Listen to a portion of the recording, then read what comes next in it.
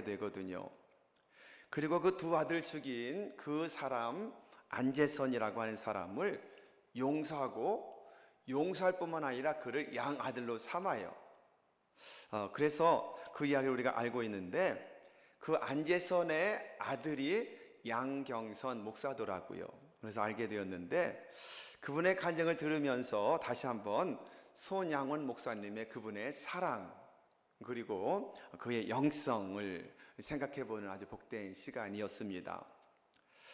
총살순교당한 두 아들의 장례식장에서 손양원 목사님은 그 유명한 10가지의 감사를 드렸습니다. 몇 가지요? 10가지 감사를 드렸습니다. 이렇게 시작이 되었습니다. 제가 이 시간에 무슨 답사를 하고 무슨 인사를 하겠습니까마는 그래도 하나님 앞에 감사하는 마음이 있어서 몇 말씀 드립니다. PPT 좀 띄워주실까요? 첫 번째 감사합니다.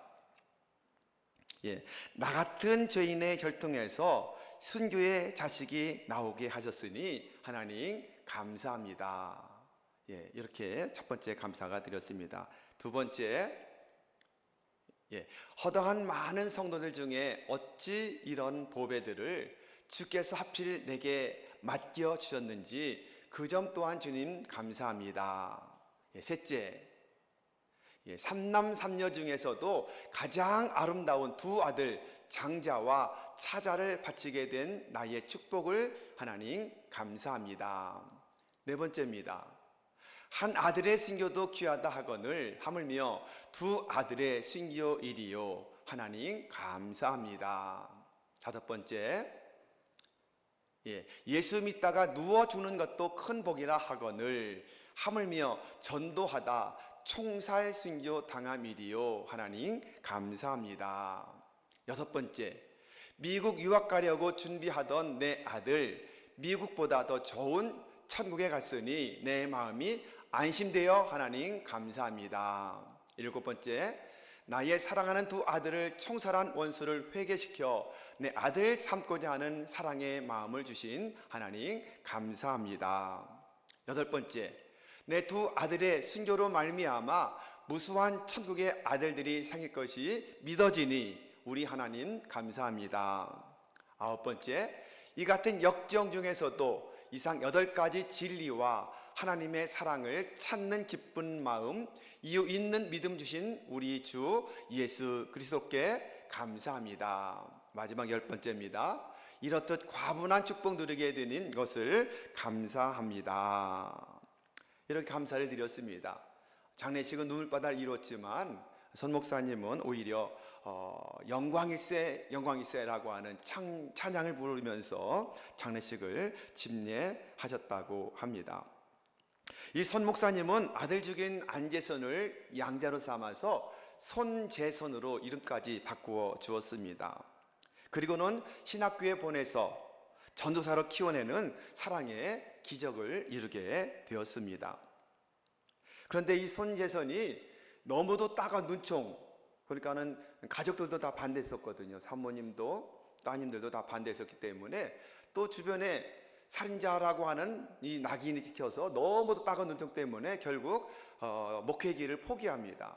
포기하고 숨어서 살다가 젊은 나이에 죽으면서 마지막 유언으로 아들 안경선에게 너는 목회자가 되어라, 이렇게 할아버지 뒤를 이어서 목회자가 되어라 유언을 남기게 되었습니다. 그때서야 이 안경선이 자기 아버지가 누군지를 그때서야 알게 돼요. 누군지를 알게 되고 우리 아버지가 사랑에 원했던 손양 목사님의 아들 죽인 살인자구나, 이걸 알고 굉장한 방황을 하다가 결국에 예수님을 만나게 되고 목회자가 되어서 그 손양 목사님의 사역에 들이어서 한센병 환자들을 위해서 일하고 있는데 지금은 아프리카에 있는 부룬디라고 하는 가장 못 사는 나라더라고요. 전 세계에서 가장 못 사는 나라에 아직도 한센병자가 많은데 그곳에 가서 손사랑 브릿지라고 하는 선교단체를 만들어서 손양원 목사님의 사랑을 그대로 한센병 환자들에게 전하는 사명을 감당하고 있는 간증을 드리면서 굉장히 많이 은혜를 받게 되었습니다. 여러분, 손양원 목사님의 그 감사기도, 주님의 뜻을 이루는 감사의 기도야말로 성숙한 성도의 감사가 아니겠습니까?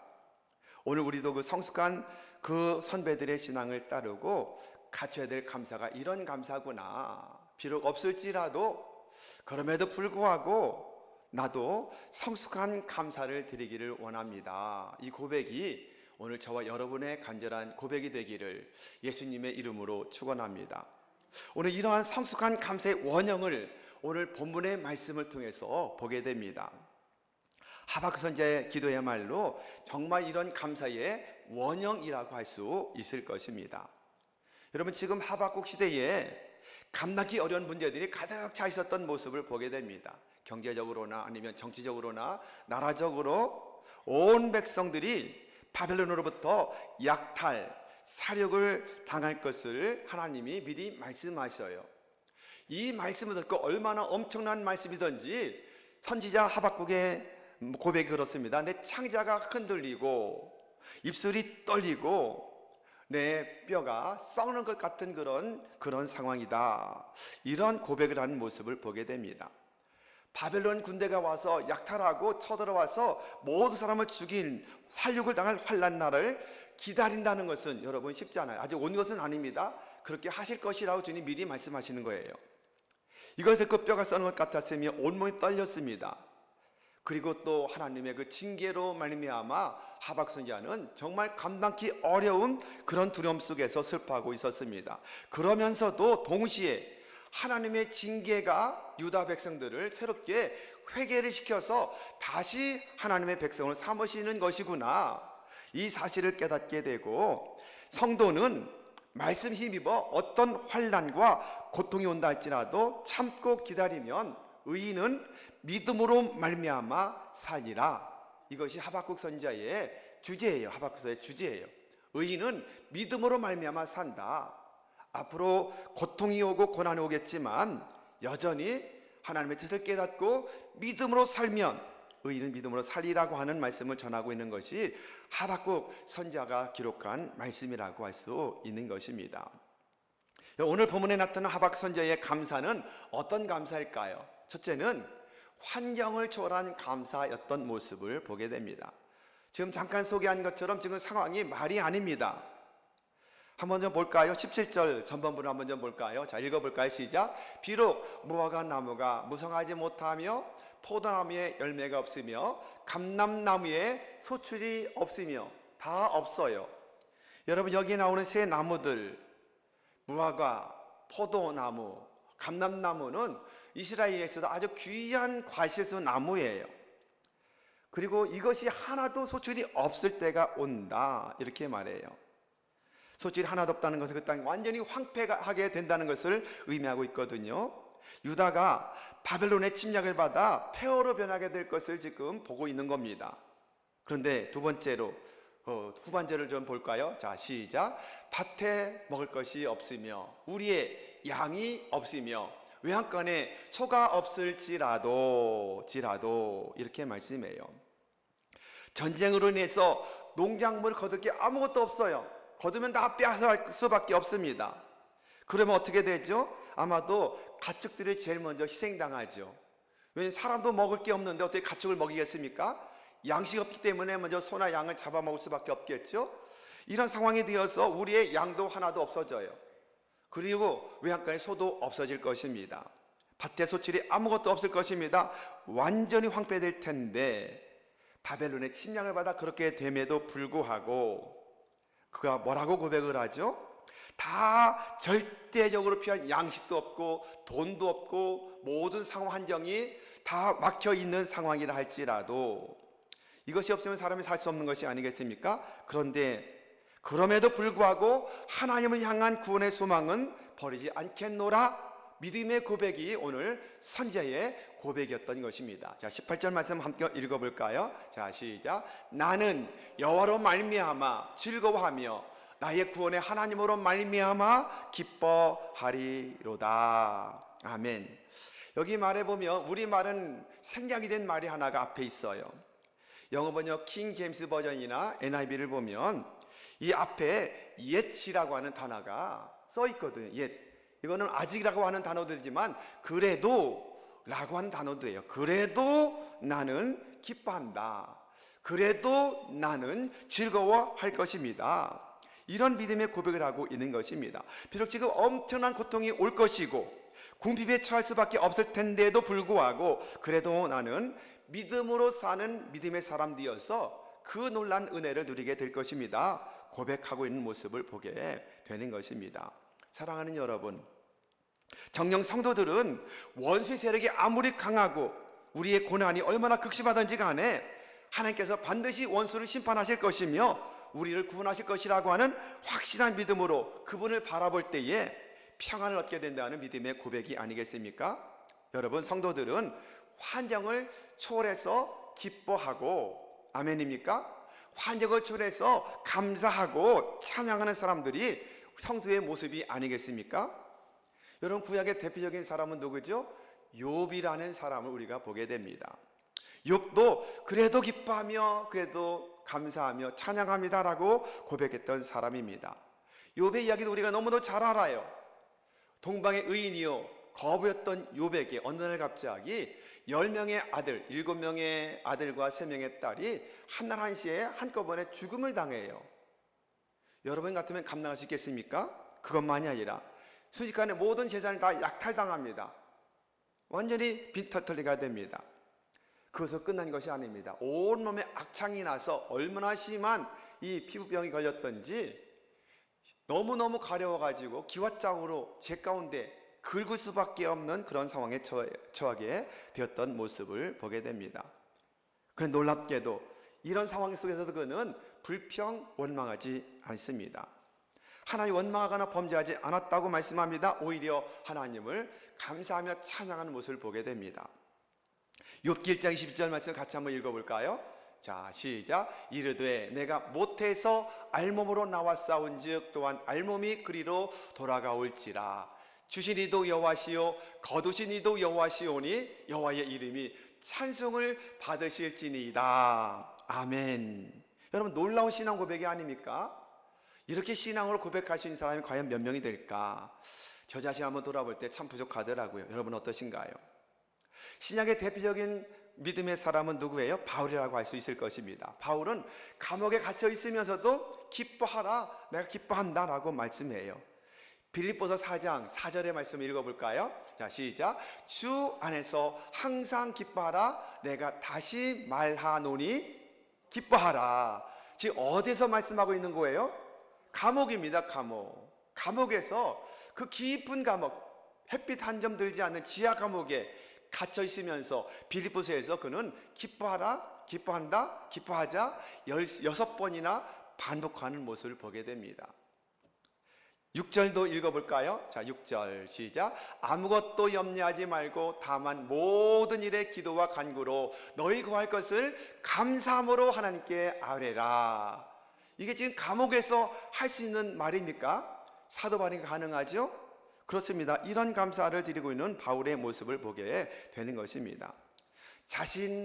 다른 사람에게만 기뻐하라고 한 것이 아니라 본인 스스로가 기뻐하며 내가 이렇게 즐겁다, 너도 즐거워하라, 이렇게 말씀하는 모습을 보게 됩니다. 여러분, 우리도 만약에 실직이 되고 취직도 못하고 조기퇴직, 명예퇴직, 부도가 나고 도산이 되고 사업이 막히고 생계 위협당할 때 아마도 욥이나 바울처럼 그렇게 할 수 있는 사람은 많지는 않을 것입니다. 거의 없을 거예요. 그런데도 불구하고 믿음으로 주를 바라보며 하나님이 더 놀라운 축복을 주려고 하시는구나. 왜냐하면 하나님은 고난인을 축복의 보자기에 싸서 축복을 고난의 보자기에 싸서 주신다고 그러잖아요. 고난이 오면 더 큰 축복 주시느라 보다 라고 믿고 지금 상황 환경 보고 낙심절망하는 것이 아니라 앞으로 질 축복을 바라보는 것이 우리 믿음의 성도의 삶이 아니겠습니까? 여러분, 그러므로 우리가 비록 오늘 하박국의 고백처럼 아무것도 없다 할지라도, 욥처럼 다 잃어버렸다 할지라도, 사도 바울처럼 감옥에 깊은 곳에 갇혀서 햇빛 아니면 들어오지 않는 그곳에 있다 할지라도 그것이 내 눈에 보여 낙심절망이 아니라 그 너머 역사하실 하나님을 바라볼 수 있는 믿음의 눈만 연다면 만왕의 왕이 되시는 하나님이 누구세요? 나의 아버지시잖아요. 그분은 어떤 분이세요? 전능하신 분이시잖아요. 그분께 아뢰고 나가서 그러면 우리를 돌보시는 역사가 반드시 나타난다는 믿음의 확신 가지고 살아가는 여러분 모두가 되기를 예수님의 이름으로 축원합니다. 아주 오래전에 미국의 하이네라고 하는 사람이 미국 10대 재벌 중에 속한 재벌이 있었다고 그래요. 하이네, 옛날 사람입니다. 이분이 한때 사업을 하면서 아주 잘 나갔습니다. 많은 돈을 벌었습니다. 그러면서 믿음을 잃어버립니다. 감사하지 못합니다. 그리고 기고만장해져 높아가던 그때에 갑자기 어려운 시련이 몰아쳐서 1년, 2년 지나자 완전히 망합니다. 은행에 많은 빚을 졌고 사람들에게 많은 돈을 빌려 사업을 시작해서 잘 나갔었는데, 성경도 말씀하죠. 하나님 한번 불어버리면 날아간다고 그러잖아요. 재물이라고 하는 것은 재물엔 날개가 달렸대요. 그래 하나님이 부어주시면 쌓을 것이 없도록 복을 주지만 하나님 한번 불어버리시면 순식간에 날아가는 것이 재물이 아니겠습니까? 그렇게 순식간에 망하고 말았습니다. 빚더미에 앉게 되었습니다. 틀림없이 이제 감옥에 가야 생겼습니다. 경제사범이 되어서. 그런데 자기가 감옥에 가면 가족들 누가 돌보지? 이런 마음으로 그 당시에 굉장히 거액인 1만 달러, 지금의 1만 달러는 얼마 안 되겠지만 그 당시 1만 달러를 몰래 숨겨두고 있었습니다. 내가 감옥에 가더라도 당분간이라도 내 자녀들, 내 가족들이 살아야 되기 때문에. 그걸 숨겨놓고 이제 감옥에 들어갈 날을 기다리고 있는데, 하루는 기도하고 싶은 마음이 막 불같이 일어나는 거예요. 오랫동안 잃어버렸던 하나님을 찾고 싶은 마음이 막 생겨나는 거예요. 한밤중에 예배당으로 달려갔습니다. 달려가서 기도하기 시작합니다. 기도하면서 지금까지 돌아보니 잘 나갈 때 감사하지 못했던 자기가 생각나는 거예요. 그리고 철저하게 눈물로 밤새도록 회개합니다. 회개하고 그리고는 정말로 하나님께 자기의 모든 것을 회개하는 기도를 드리기 시작을 하게 되었습니다. 그리고는 그 숨겨두었던 돈 1만 달러를 가족에 주어도 하나님이 주신 감동으로 하나님께 차라리 드리자, 이런 마음이 생겨서 그 다음날 하나님께 헌금으로 드렸습니다. 이 하이네가 실패한 사실을 온 세상이 다 알아요. 교인도 다 알아요. 목사님도 알고 장로들도 다 알아요. 그런데 1만 번의 거액의 헌금을 했으니 도대체 어떤 일일까 싶어서 당회가 소집이 되었습니다. 그리고는 하이네를 불렀습니다. 아니 어떻게 된 일입니까? 물었더니 그가 울면서 말합니다. 실은 제가 가족을 잠시나마 살리려고 숨겨두었던 돈, 주님이 감동시어서 정말 회개하고 났더니 이거를 하나님께 드릴 것이 마땅하다고 싶어서 이왕에 망한 거 하나님께 드리겠습니다. 이 소식을 들은 이 당회에서 결의를 하게 됩니다. 이분을 감옥 보내서 안 되겠다. 이분 다시 회상시켜야 되겠다. 그리고는 빚쟁이들을 당회에서 불렀습니다. 그리고는 호소를 했습니다. 이분은 정말 믿음에 신실한 사람인데 기회를 더 주십시오. 감옥 보내지 말고 기회를 주시면 우리도 돕겠습니다. 그러면 이 하이네가 다 일어날 것입니다. 그러면 그때 여러분의 빚을 반드시 청산하도록 할 것입니다. 그래서 결국 이 빚쟁이들을 설득해서 감옥에 보내서 보류해 주게 되고, 교회에서도 모금을 벌려서 모금을 해서 이 하인을 돕기 시작했습니다. 그리고는 작은 사업을 다시 시작합니다. 이제부터는 내 사업이 아니다. 이 사업은 하나님이 기업의 주인이시다. 이런 믿음의 확신 가지고 감사하며 감격에 넘쳐서 정말 열심히 기도하며 먼저 그의 나라와 의를 구하며 사업을 시작했더니 하나님께서 또 다시 길을 열어주셔서 그 당시에 미국의 10대 재벌 중에 하나가 되는 기적의 역사가 나타나게 되었다는 겁니다. 여러분, 회개와 감사는 축복의 열쇠입니다. 아멘.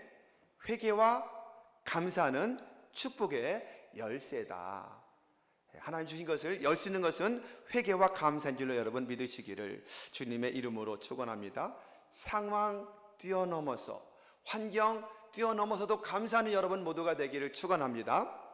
두 번째, 하박국 선지자의 감사는 고난과 어려움도 하나님의 뜻이다 라고 깨달았기 때문에 감사할 수 있었던 것입니다.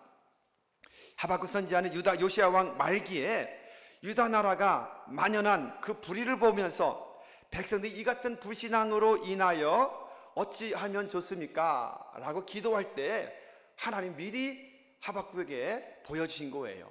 머지않아 갈대아 사람들, 바벨론이죠. 쳐들어와서 황폐케 하고 멸망하게 될 것이다.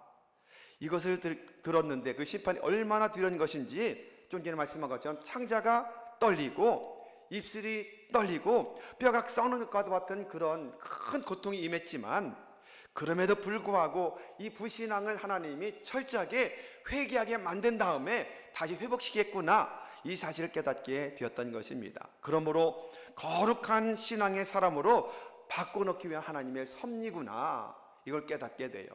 고난 속에 하나님의 섭리가 담겨 있구나 깨닫고 믿을 때에 오히려 그는 감사할 수 있었던 사람이 된 것입니다. 범사에 하나님의 뜻을 믿기만 한다면 어떻게 돼요? 어려워도 힘들어도 실패 가운데 있어도 감사할 수 있게 된다는 것입니다.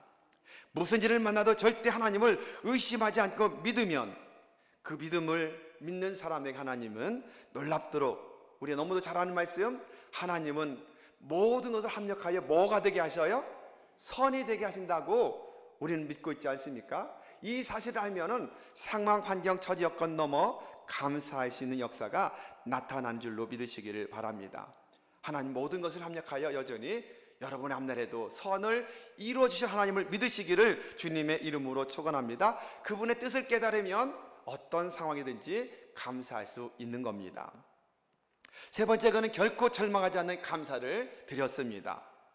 여러분, 어려운 일 당할 때, 억울한 일 당할 때 우리 너무도 쉽게 절망할 때가 너무도 많아요. 그러나 항상 절망은 문제 해결에 있어서 그 문제를 해결해 주지 못할 때가 더 많아요. 오히려 절망하는 것 때문에 문제가 더 악화될 때가 너무도 많습니다. 방해가 되기도 합니다. 여러분, 중국 속담에 이런 속담이 있다고 그래요. 배가 뒤집히지도 않았는데 물로 뛰어들려고 한다, 이런 속담이 있다고 그래요. 배가 막 뒤집히려고 하니까 미리 뛰어들려고 하는, 뒤집힌 다음에 뛰어들어도 되는데, 이것은 무엇을 말하는 거죠? 너무 쉽게 절망해 버린 이런 사람들을 꼬집는 이야기가 아니겠습니까? 끝까지 견디면서 하나님의 주를 기대하며 절망을 잘 이겨나가는 믿음이 필요한 것을 말씀하고 있는 것입니다. 자, 하박국 선지자는 민족의 앞날에 얻은 먹구름이 기다리고 있었지만 절망하지 않습니다. 잠시 잠깐 뼈가 떨리고 뼈가 썩는 듯하고 입술이 떨렸지만, 그러나 절망하지 않고 오히려 절망 상황 속에서 오히려 그 너머에 소망이 있구나, 하나님의 뜻이 있구나, 축복이 고난의 보자기 속에 쌓여 있는 것이구나, 이것을 깨닫게 되었던 것입니다. 그리고는 찬양만 하고 낙담만 하고 있는 것이 아니라 오히려 백성들에게 의인은 믿음으로 산다라고 담대하게 외쳤던 모습을 보게 되는 것입니다. 여러분, 우리도 마찬가지예요. 견디기 어려운 문제 속에 있습니까? 억울한 당했습니까? 그럼에도 오늘 말씀처럼 범사에 감사할 수 있는 여러분 모두가 되기를 주님의 이름으로 축원합니다. 여러분, 믿음으로 드리는 감사와 찬송과 기도는 하나님의 축복을 담는 또 하나의 그릇이에요. 아까 열쇠라고 말씀했는데 그릇이라고도 볼 수가 있어요. 축복을 담는 그릇이 뭐다? 감사와 찬양과 기도다. 하나 더 첨부한다면 회개라고 하는 사실을 믿으시기를 주님의 이름으로 축원합니다. 하나님, 지금도 하나님의 택한 자녀가 풍성한 복을 받아 누리기를 원하고 계셔요.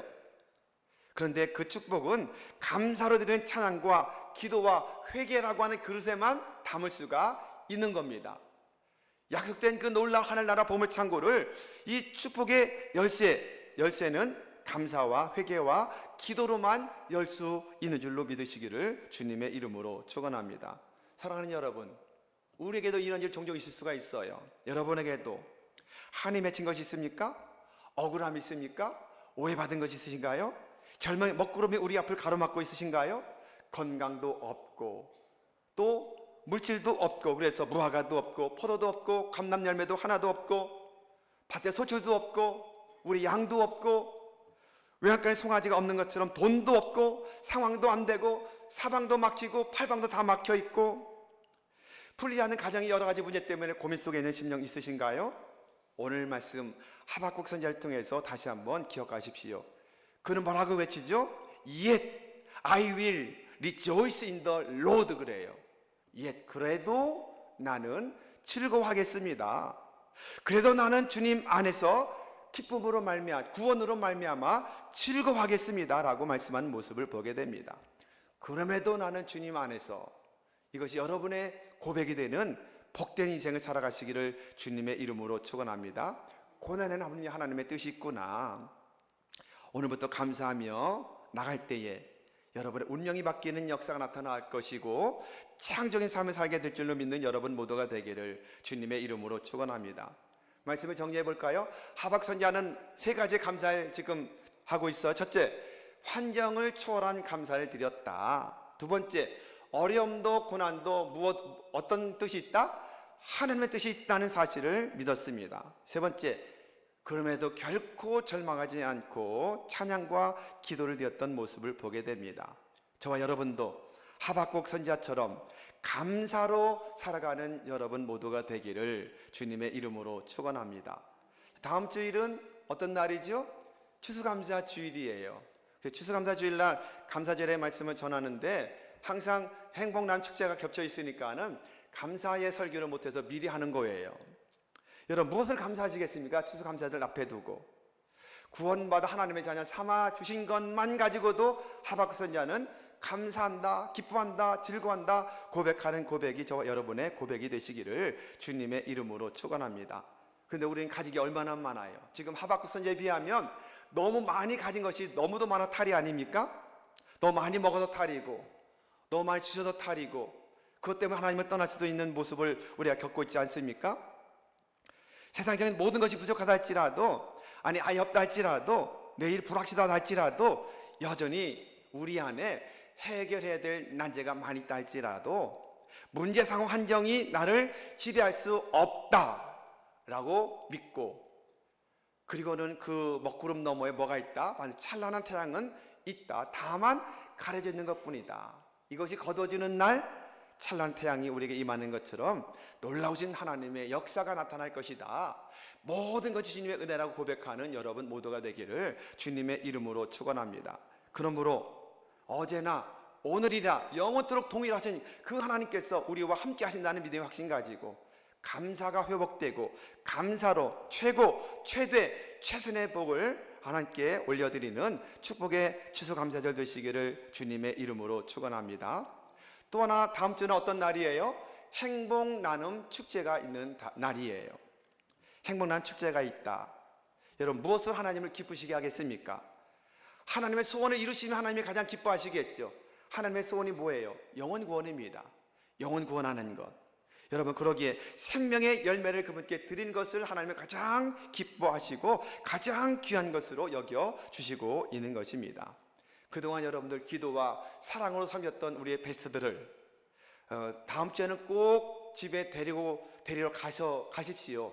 그냥 약속만 하면 잘 못 와요. 그러니까는 사단의 방해가 있으니까는 집까지 가서 직접 데리고 오시는 게 제일 좋은 방법이에요. 그래서 정말 하나님의 집의 이 자리를 가득 채우는 역사가 나타나시기를 주님의 이름으로 축원합니다.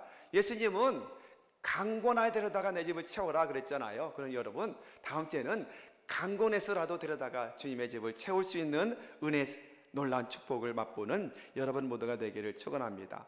그 영혼 구원에서 하나님의 소원, 예수님의 비전을 이루는 역사의 주역이 여러분 모두가 되어서 정말 다음 주일에 정말 감사로 추수감사절 예배를 드리고 정말 감사함으로 행복 나누는 축제로 복음을 전할 수 있는 기회를 삼아가는 그 역사의 주역이 되는 여러분 모두가 되기를 예수님의 이름으로 축원합니다.